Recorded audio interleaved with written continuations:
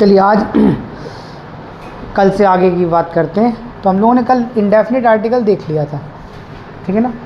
Indefinite article जिसमें ए या N का प्रयोग करते हैं, ए या एन, जिसका मीनिंग यहाँ पर निकलता है कोई या किसी। कोई लड़का सड़क पर जा रहा है, तो कोई लड़का यानी कि a boy is going on the road. सड़क परिचित की है इसलिए द रोड, लड़का अपरिचित है तो अ बॉय। फिर हमने देखा था दुकान पर गए, कोई पेन दे दीजिए, शो मी या गिव मी अ पेन। तो ए और एन का मीनिंग क्या होता है? कोई या किसी।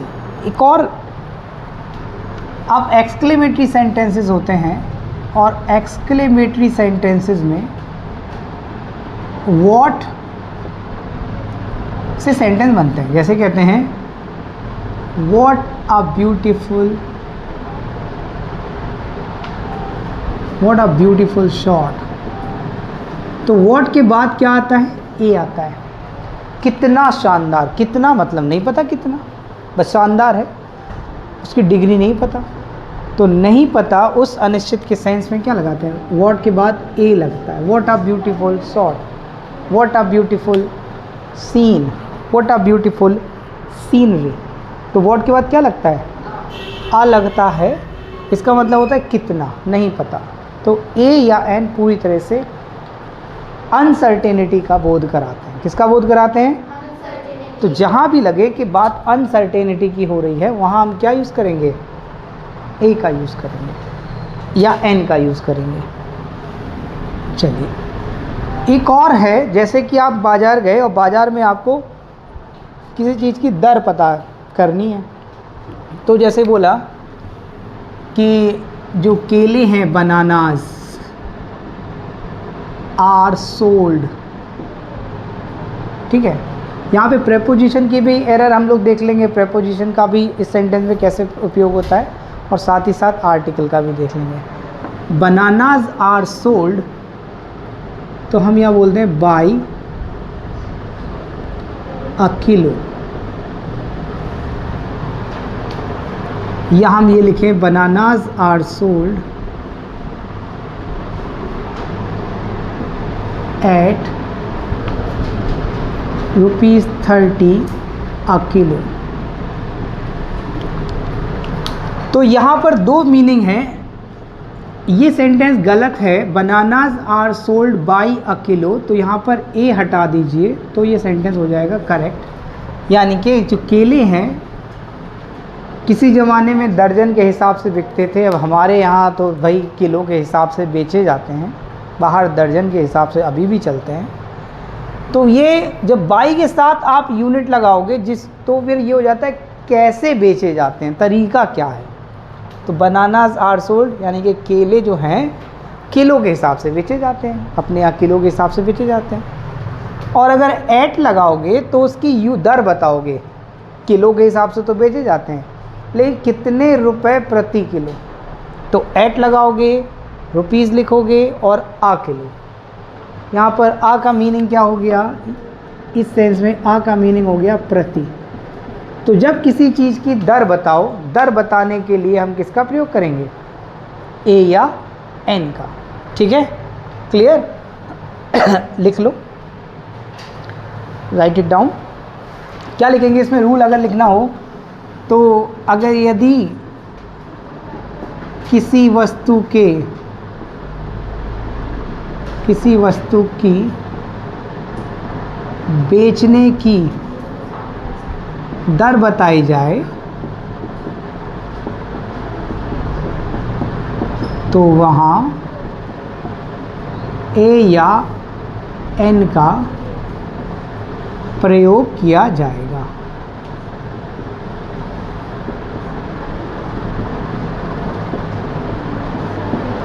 ठीक है ना। बाई के साथ हम ये बताते हैं कि भाई उसको बेचा कैसे जाता है, किलो से, दर्जन से, या कैसे, है ना। जैसे तेल हमारे यहाँ किलो से बेचा जाता है और दूध हमारे यहाँ लीटर से बेचा जाता है। तो by litre, by kilo. Oil is sold by kilo, is it. फिर कितने रुपए किलो, कितने रुपए लीटर, तब आप एट लगाएंगे, आ लगाएंगे और उसका यूज़ करेंगे। अब चलते हैं हम लोग डेफिनेट आर्टिकल की तरफ, और साथ ही साथ दोनों ही यूज़ होंगे, अगर किसी में कुछ आएगा तो हम उसको भी देखेंगे। तो डेफिनेट आर्टिकल हमारा क्या है? डेफिनेट आर्टिकल है, डेफिनेट आर्टिकल है हमारा द। अच्छा, द का वैसे तो कोई मीनिंग नहीं होता, लेकिन आर्टिकल के सेंस में द का मीनिंग होता है वही। क्या होता है ना? तो वही कैसे बोलते हैं हम? ये वही पेन है जो मैंने दिल्ली में देखा था, ये वही लड़का है जिससे तुम मिले थे, है ना, ये वही शहर है जहाँ तुम कई बार जा चुके हो। यानी कि आप परिचित हैं। लिखा जरूर है कॉमन नाउन, और कॉमन नाउन से आप परिचय दिखाना चाहो कि आप इसको पहले से जानते हो, उस सेंस में हम दा का प्रयोग करते हैं। जैसे हम कहते हैं सेम, सेम माने क्या होता है? वही, और कहते हैं द सेम, तो ये रॉन्ग हो जाता है। कोई ऐसी वाक्य में कभी ऐसी घटना हो जाए कि आप एक ही मीनिंग जैसे दो वाक्य यूज़ कर, दो शब्द यूज़ कर दें एक ही मीनिंग जैसे, उस कंडीशन को सुपरफ्लॉस कहा जाता है और उससे बचा जाता है, उसको हम यूज़ नहीं करते। तो द और सेम वही मीनिंग है, सेम माने भी वही, और द सेंस देता है वही का। द सेम यूज़ नहीं किया जाता। ठीक है, एक एग्जांपल लेके चलते हैं। जैसे हमने कहा, तो हम लिखेंगे सबसे पहले कि कॉमन नाउन के पहले, पहली बात तो कि कॉमन नाउन के पहले, जनरल नियम तो यही है कि कॉमन नाउन के पहले यूज़ होता है और परिचय प्रदर्शित करता है। क्या प्रदर्शित करता है? परिचय प्रदर्शित करता है, यानी कि पहचान, यानी कि आप उसको पहले से जानते हो, जान पहचान। जैसे ही is the boy whom you met in exam। The exam लिख दें तो, क्योंकि एग्ज़ाम भी क्लियर है। देखो, अगर हमने द एग्ज़ाम लिखा है तो अलग मीनिंग है यहाँ पर, चलो इसको भी समझ लेते हैं। ही इज़ द बॉय, ये वही लड़का है जिससे तुम मिले थे उस एग्ज़ाम में, यानी कि एग्ज़ाम पता है, किसी एग्ज़ाम में। भूल गए आप, भूल गए आप। कभी कभी किसी को देखते हो, कहते हैं अरे यार मिले तो थे और एग्ज़ाम में मिले थे, लेकिन कौन से एग्ज़ाम में नहीं पता। नहीं पता तो ये बोलोगे, पता है तो ये बोलोगे, मीनिंग बदल जाती है। द किसी नाउन के पहले यूज़ होकर उसकी पहचान को सुनिश्चित कर देता है, निश्चित कर देता है, ये कर देता है, कंफर्म कर देता है कि आप उसको जानते हो। ठीक है, द सर्टेनिटी व्यक्त करता है। क्या व्यक्त करता है? इसीलिए इसको डेफिनेट आर्टिकल कहते हैं। ए और एन अनसर्टेनिटी व्यक्त करते हैं, इसलिए उसको इनडेफिनेट आर्टिकल कहते हैं। अब एक बड़ा फेमस रूल है, तो रूल के हिसाब से अगर देखें तो बुक्स में सिर्फ इतना लिखा रहता है, लेकिन आज हम लोग उसका कॉन्सेप्ट जानेंगे। क्या है? आपने देखा कि नदियों, पर्वत श्रृंखलाओं,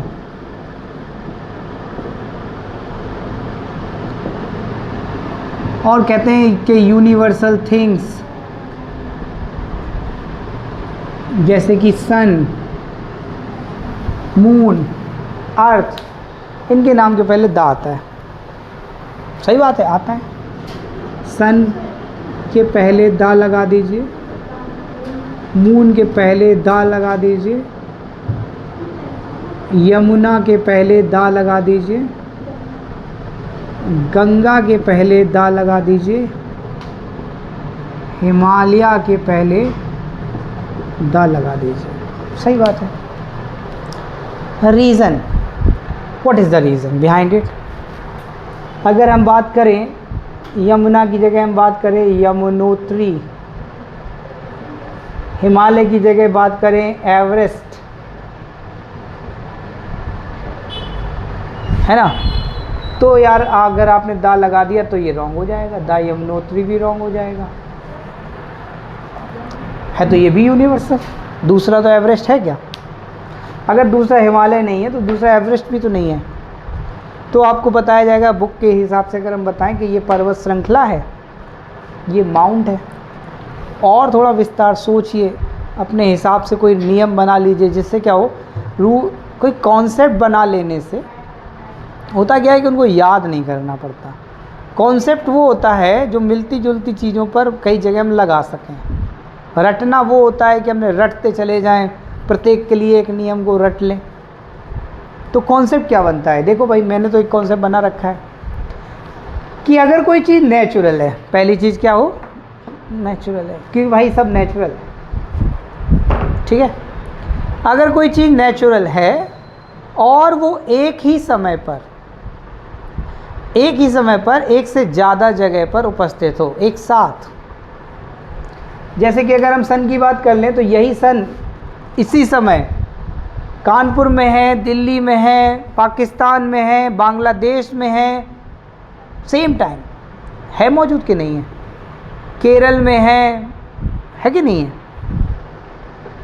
तो हमें कहना पड़ता है, एक सेंस रहता है, ये वही सूरज है, वही का सेंस आता है जो दिल्ली में है ना, वही है मून के लिए एक साथ कई जगह पर दिखता है। वही यमुना के लिए, यमुना अगर हम देखें तो कहाँ है, प्रयागराज में है, कालपी में है ना, यमुना कालपी में नहीं है, दिल्ली में है जगम्मनपुर में है, हिम्मतपुर गांव है अपने जालौन ज़िला का, पचनदा बोलते हैं जहाँ पे पचनदा पड़ता है, बहुत ही फेमस पचनदा एक जगह है, टूरिस्ट प्लेस है।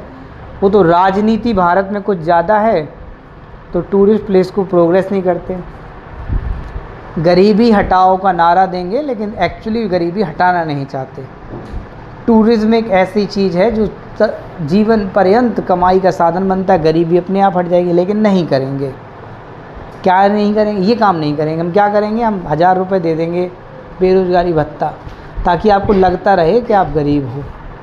कमाने का साधन नहीं देंगे। अगर दे दिया तो तुम्हें लगेगा कैसे कि गरीब हो, और जब तुम्हें लगेगा नहीं गरीब हो तो अगले चुनाव में हम गरीबी कैसे हटाएंगे? हमें तो हर चुनाव में गरीबी हटानी है, अगले 500 साल तक गरीबी हटानी है, एक्चुअली में जो नहीं हटानी है ना। अगर गरीबी हटानी होती तो स्कूल पे थोड़ा ध्यान देते, जो गांव में स्कूल खुले और अच्छा पढ़वाते। बोले नहीं, स्कूल में कांड हो गया तो बोले मोबाइल ले जाने पर रोक है, सुधार नहीं किया उन्होंने। अच्छा वीडियो बना के वायरल किया था, इसलिए पब्लिक को पता चल गया, अब वीडियो बनाने पे ही रोक लगा देंगे। बढ़िया है, कोई बात नहीं। सन, मून, यमुना, गंगा, हिमालय है ना, पर्वत श्रृंखला है। जम्मू कश्मीर में उसी समय, ठीक है ना, उसी की एक रेंज नेपाल में, अरुणाचल में, सिक्किम में हिमालय ही तो है। लेकिन एवरेस्ट एक पर्टिकुलर जगह पर है, यमुनोत्री एक पर्टिकुलर जगह पर है, गंगोत्री एक पर्टिकुलर जगह पर है, निश्चित एक ही जगह पर एक बार में, अलग अलग जगह पर एक साथ नहीं। इसलिए इनके पहले दा नहीं लगता, इनके पहले दा concept. This is the concept. क्या? अगर कोई चीज़ नेचुरल है एंड एक ही समय पर एक से ज़्यादा जगह पर पाई जाए तो हम उसके पहले दा का यूज़ करते हैं, और यदि वो एक ही जगह पर पाई जाए, उसी पर्टिकुलर जगह जाना पड़े, तो हम उसके पहले दा का यूज़ नहीं करते। इससे क्या होगा? इससे आपको हमेशा याद रहेगा। चलिए और आगे देखते हैं। लिखना है? Very good. चलिए अब आगे देखते हैं। अब अगर हम बात करें पब्लिक इंस्टीट्यूशन, क्या होती हैं पब्लिक इंस्टीट्यूशन? जहाँ पे जनता जा सके, जनता कोई भी जा सके। जैसे जनता कहाँ कहाँ जा सकती है? जो किसी व्यक्ति का एक अधिकार ना हो, एकाधिकार ना हो, जैसे मंदिर, मस्जिद, school, bank, whatever it is.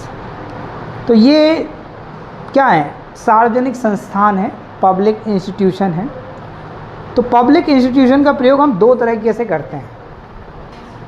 एक, पब्लिक इंस्टीट्यूशन का प्रयोग हम ऐसे करते हैं कि वो जिस चीज़ के लिए बनी है, अगर किसी वाक्य में उसी का अर्थ, उसका वही अर्थ बोध हो रहा हो जिस अर्थ के लिए उसका निर्माण किया गया है, तो कोई आर्टिकल नहीं आएगा।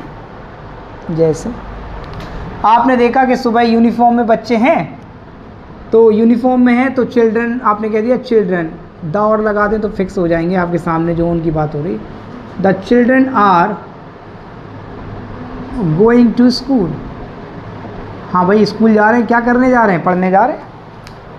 सेंस भी वही दे रहा है कि बच्चे स्कूल जा रहे हैं, बच्चों के लिए होता है और बच्चों की पढ़ाई के लिए होता है, तो वही सेंस निकल रहा है कि बच्चे क्या करने जा रहे हैं? पढ़ने जा रहे हैं। अब देखो स्कूल, हमने कहा the bank is situated near the school.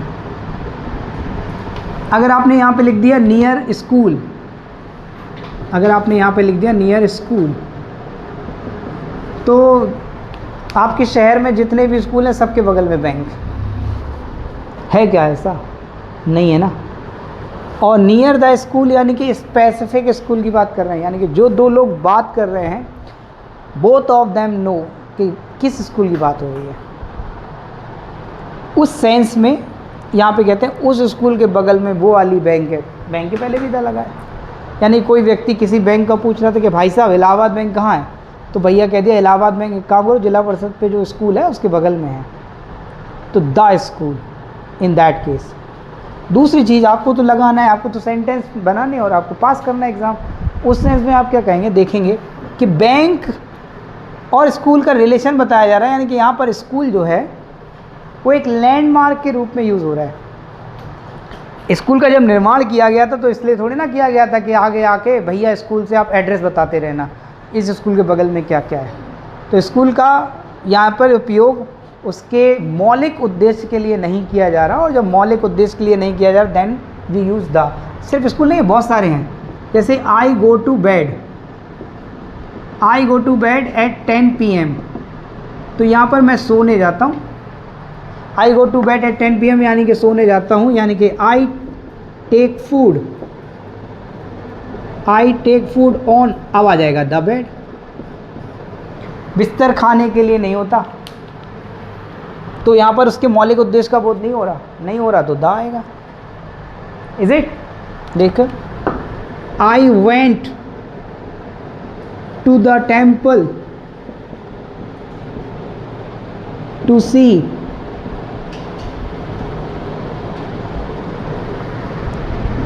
Hanging bell. तो मैं भैया ये देखने गया था लटकती हुई घंटी, मंदिर गया था पर्टिकुलर, तो दा आएगा। और अगर आप ये लिखें आई गो टू खाली स्थान टेम्पल डेली, अब आप डेली जा रहे हो तो क्या सेंस है? पूजा करने जा रहे हो तो देन नो आर्टिकल, यानी कि सार्वजनिक संस्थान जिस चीज़ के लिए बना है उसी का बोध करा है, तो हम कोई आर्टिकल यूज़ नहीं करते। और जब उसके मौलिक उद्देश्य से इतर कोई यूज़ हो तो हम दा का प्रयोग करते हैं। क्लियर? तो दा पूरी तरह से क्या कर देता है? डेफिनेट कर देता है ना। जैसे my father is going to school, पढ़ने जा रहे, फीस जमा करने जा रहे। किस स्कूल में जाएंगे? जिसमें आप पढ़ते होगे, उसी में तो पता चला कि आप पढ़ रहे हो DPS में और पिताजी फीस जमा कराए जयपुरिया में। Then what will you say? My father is going to the school. अब आती है बात नाम की। इनमें से किसी का भी नाम लिखा हो तो भी द यूज़ करते हैं, जैसे the Jaipuria school, the DPS, क्योंकि पर्टिकुलर देखो, अगर इंस्टीट्यूट का बात कर रहे हो आप, जयपुरिया एक संस्थान है, संस्थान का बात कर रहे हो तो पूरी संस्थान है तो नो आर्टिकल, लेकिन आप पर्टिकुलर एक स्कूल की बात कर रहे हो तो द लगेगा।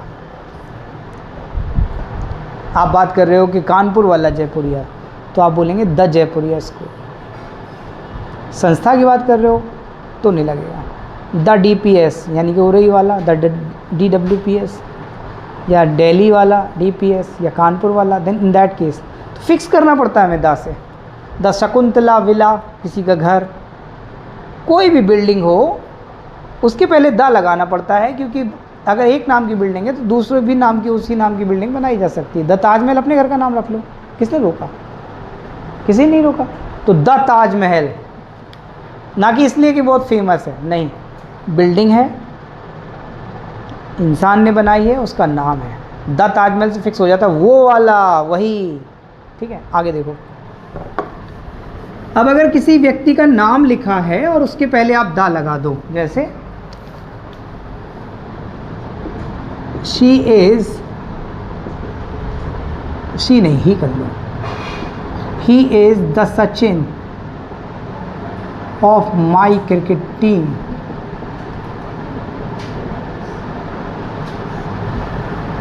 ही is the Sachin of my cricket. Sachin Tendulkar का नाम सुना है आप लोग? नई पीढ़ी है शायद, लेकिन वैसे सुना तो होना चाहिए ना। बिल्कुल नई पीढ़ी के लिए लो, विराट कोहली को ले आ रहे हैं, और नया ले आए क्या? ही is the Virat Kohli of my cricket team. हाँ भाई, जो पुराने हैं वो सचिन को देख लें, Sachin is the god of Indian cricket team. ईश्वर की उपाधि अभी तक सचिन के अलावा किसी को नहीं मिली। तो भाई यहाँ पर कह दिया कि जो व्यक्ति की बात हो रही ही की, तो जब नाम के पहले आपने आर्टिकल लगा दिया तो सचिन है, सचिन रमेश तेंदुलकर। सचिन की क्वालिटी का बात कर रहे हैं। What ever the quality Sachin had for the Indian cricket team, the same quality he has for my team. Sachin की तरह कोई बहुत अच्छा गाता है, बहुत अच्छा गाता है, और आपने कह दिया शी इज़ द, इनसे बढ़िया अपने भारत में अभी तो फिलहाल कोई गायिका है नहीं, भविष्य का पता नहीं।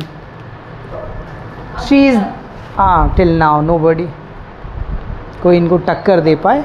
स्वर कोकिला की उपाधि किसको दी गई है? जीके का क्वेश्चन बनता है। स्वर कोकिला की उपाधि इनको दी गई है। ठीक है, इन्होंने एक समय ऐसा सुना है, मैंने पढ़ा कि एक समय इन्होंने गाना छोड़ दिया था, बोले नहीं प्राइज़ लेना छोड़ दिया था, बोले सारे प्राइज़ इन्हीं को मिल जाते हैं, ये गाए और गाना बेस्ट म्यूज़िक बन जाता है ना। अभी वो आपने वो गाना सुना होगा, ऐ मेरे वतन के लोगों जरा, इन्होंने गाया था, अच्छे अच्छे लोगों के आंखों में आंसू आ गए थे, ऐसा गाया था। सुनिएगा लता मंगेशकर गाना। तो she is the Lata Mangeshkar का मतलब है शी में लता मंगेशकर की क्वालिटी है। तो जब भी प्रॉपर नाउन के पहले दा लगे तो क्वालिटीज़ का बोध कराता है। किसका? क्वालिटीज़ का, गुणों का, व्यक्ति का नहीं। किसका? गुणों का बोध कराता है कि वो वाली क्वालिटीज़। ठीक है, अब देखो यातायात के साधन जैसे लिखे हैं, है ना, जैसे आई केम हेयर बाय अ बस, ये भैया रॉन्ग है, बाय अ बस। ठीक है ना, तो क्या होएगा? आई केम हेयर बाय बस। ठीक है, अगर ये हो आई एम ऑन, तो ऑन के बाद आप लिखेंगे द बस। आई एम इन अ बस, तो इन या ऑन के बाद आर्टिकल आएगा, बाय के बाद आर्टिकल नहीं आएगा। इन या ऑन के बाद आर्टिकल आएगा यातायात के साधन के पहले, बाय के पहले नहीं आएगा। रीज़न, बाय और कोई भी मशीन, जैसे what is the time, what is the time by your watch, what does it mean?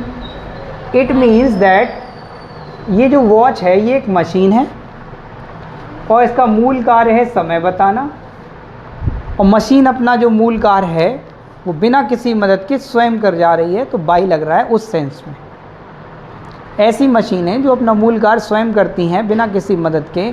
अब ये मत कह देना कि सेल डला है, तो फिर तो आप में आत्मा डली है, आपसे आत्मा निकाल लें तो आप भी निर्जीव पड़े रहेंगे, उसमें सेल निकाल लें, सेल उसकी आत्मा है, बाकी वो अपना काम कर रही है। तो बाई उस सेंस में ऐसे ही बस अपना काम स्वयं करती है। ये मत कहना ड्राइवर चला रहा है, तो आपको भी आपकी बुद्धि चला रही है, आपके भी ड्राइवर हैं, है ना। तो बाई बस इस सेंस में है। ऑन इन का मतलब पोजीशन, चलती हुई बस है तो ऑन होता है, और रुकी हुई बस है तो इन होता है, ये भी याद रखना। बस चल रही है, आई एम ऑन अ बस। आ बस सेंस वही है, पता नहीं कौन, आप किसी बस में हैं। द बस, मैं उस बस में हूँ। दा और ए का तो क्लियर है ना। आ का मतलब है अनजान है, दा का मतलब है परिचित है। क्लियर। तो इन ऑन के बाद अगर यातायात का साधन लिखा है तो आपको आर्टिकल लगाना है, बाई के बाद आर्टिकल नहीं लगाना है, दिमाग में ये बिठा के रखिएगा। अगला देखते हैं एक और, ऋतुओं के नाम, नेम, सीजन्स नेम या ऋतुओं के नाम।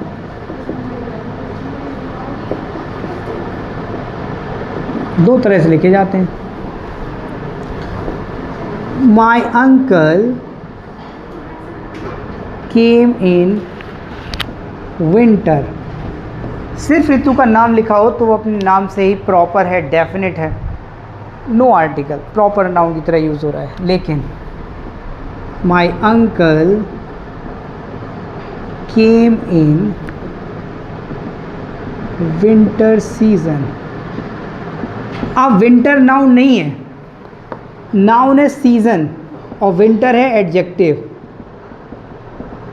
विंटर क्या है, इस कंडीशन में विंटर था नाउन, और कौन सा नाउन था, प्रॉपर नाउन, और प्रॉपर नाउन के पहले कोई आर्टिकल नहीं।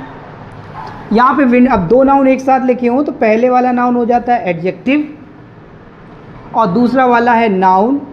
अब ये कौन सा नाउन है, ये हमारा कॉमन नाउन है। सीज़न तो विंटर भी होता है, रेनी भी होता है, समर भी होता है।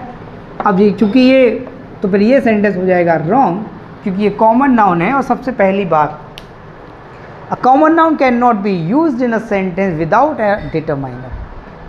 तो डिटरमाइनर आपको लगाना पड़ेगा। तो अब यहाँ पे आएगा my uncle came in the winter season.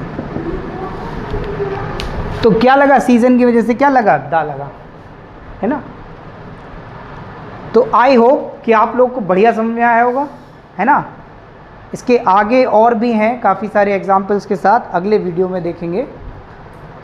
और कॉन्सेप्ट अपने बनाइए, कॉन्सेप्ट पर काम कीजिए, रटा नहीं जा सकता। इंग्लिश एक लैंग्वेज है और भाषा को सेंस पर चलती है। भाषा किस पर चलती है, सेंस पर। इस कितने रूल रटेंगे आप, तो इनको रटना नहीं है। साथ ही साथ वोकैबलरी तैयार करना है। वोकैबलरी भी अगले वीडियो में 2-4 वोकैबलरी देंगे, किसी दिन वोकैबलरी का भी वीडियो बनाएंगे, क्योंकि वो सीधे सीधे मार्क्स देते हैं। और अब मिलते हैं अगले वीडियो में। नमस्कार।